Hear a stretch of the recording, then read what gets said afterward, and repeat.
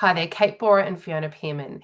And in this week's live, we're unpacking how to step in and present with confidence and impact. And I think the first place to start is to take the opportunities. As we've said, so many of us are terrified at the idea of being up in front of all of those eyeballs with all of that attention on us. And what we know is that the act of confidence comes before the feeling of confidence. So being willing to put up your hand, even when it feels uncomfortable, even maybe when it feels a little bit terrifying, to volunteer, to have the experience is powerful because it leverages us. Right? It leverages us to prepare, it leverages us to have the experience, and importantly, to get the lessons and the feedback that comes from having that experience. The second how to is to get clear, to make sure you really know why you're in the room, what your purpose is, what the message is you want to communicate. The clearer you are, the easier it is to stand from a position of authority and deliver that. When you know the outcomes that the audience is looking for, when you are clear on the expectations that people have for you, the more clarity you have going into the conversation or into the presentation, the more likely you are to have the influence and impact you would like to. Yeah, be careful not to make too many assumptions here. We often talk about explicit clarity. What are the people in the room expecting from you? So that you can then prepare accordingly, which is number three. Most of you are pretty good at the preparation. We often say preparation is our protection. Um, and we need to be careful that we don't over prepare.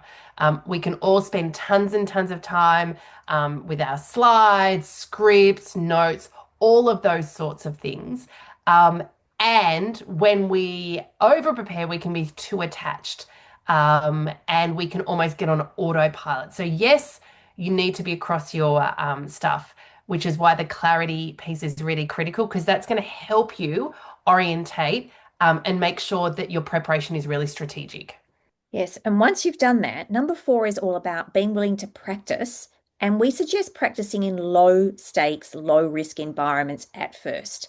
When we give this a go, we get some feedback, we learn a bit about what went well, what we could do differently next time. It's the iteration and the practice and the giving things a go that allows us to improve. There are some, great suggestions around this. One of the things is to record yourself or have someone else record you, then potentially watch that back without the sound on. That way you can see some of the maybe little idiosyncrasies you do, some of the things that you might want to shift or change. You could also listen to it without the video, and then you can hear how clear your language is, whether you're pausing appropriately, the way in which your cadence is coming across, and how people are maybe receiving it. So, rehearsing, understanding the structure, practicing gives you so much intel about how you're going now and how you might change things for the future. And number five is knowing your blind spots, those fears.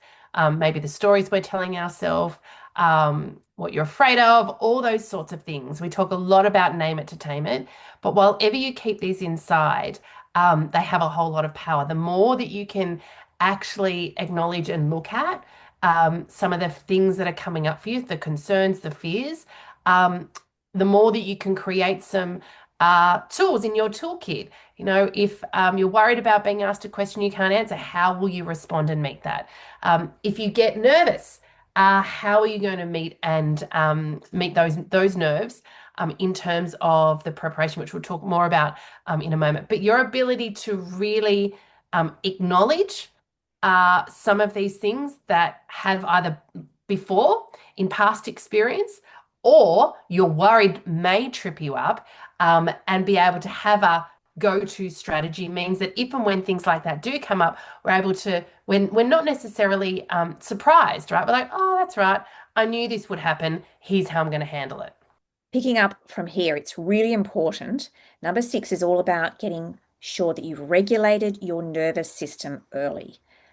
Often the big fear, the big thing that comes up with presentation or being in an environment where I'm going to need to convey information is we start getting over anxious. The anxiety rises within us.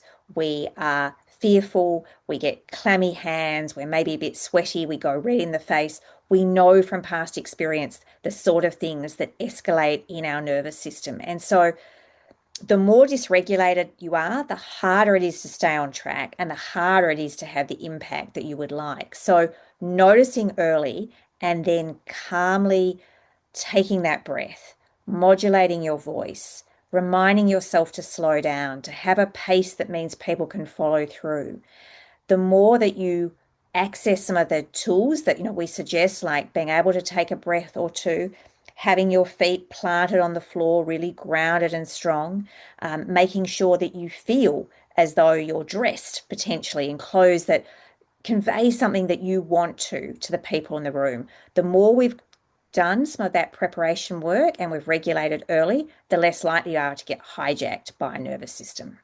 Yeah, and this really then allows you to show up and be present, right? Done your preparation, if you're resourced to be able to really be present in the room, to focus on the conversation you're leading, and to serve the people who are there to listen to you, not to impress them, but to meet them where they're at, and to have a conversation. I think too often, to my point earlier, if we over prepare, we can be blind to what else is in the room. And we can just absent-mindedly stay on our talking points because our job is to get them out.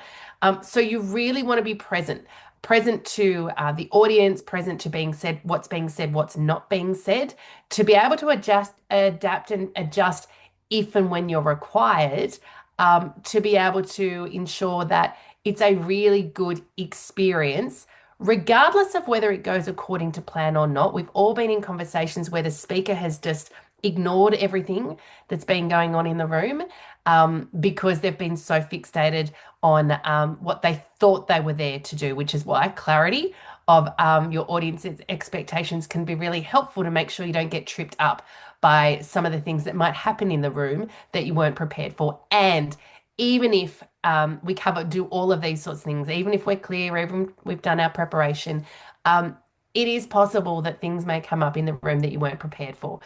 So being able to meet those as and when they arrive, from a place of really grounded, centered confidence, is important.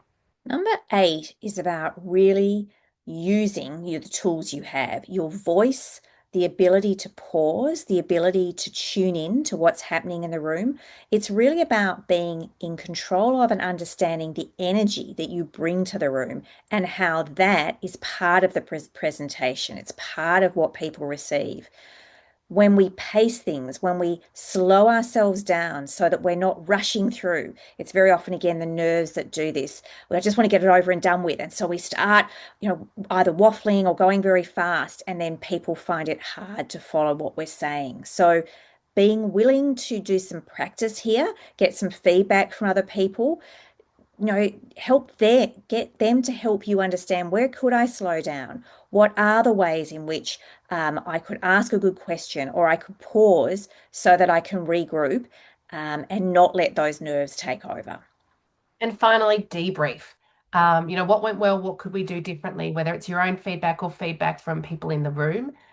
Your ability to be able to celebrate and leverage what you want to do more of, what went well, but importantly, the opportunities for you to do things a little bit differently the next time you're in the context means that you will continually grow and develop your toolkit around how you can really show up and present with confidence and impact. Team, we're going to leave it there. If you've enjoyed today's confidence conversation, we'd love to hear from you. And of course, we'd love for you to share it with anyone in your network who you think would benefit. If you want to hear more of these confidence conversations, head over to our YouTube channel, over 400 videos there, under lots of different playlists. There is one on communication. The other videos in this series will be there as well. So lots for you to dig into there. And if and when you're ready to go deeper with your relationship with core confidence, you can also tune into many of our alumni on our YouTube channel sharing their story, and equally more details about our program on our website, coreconfidence.com.au.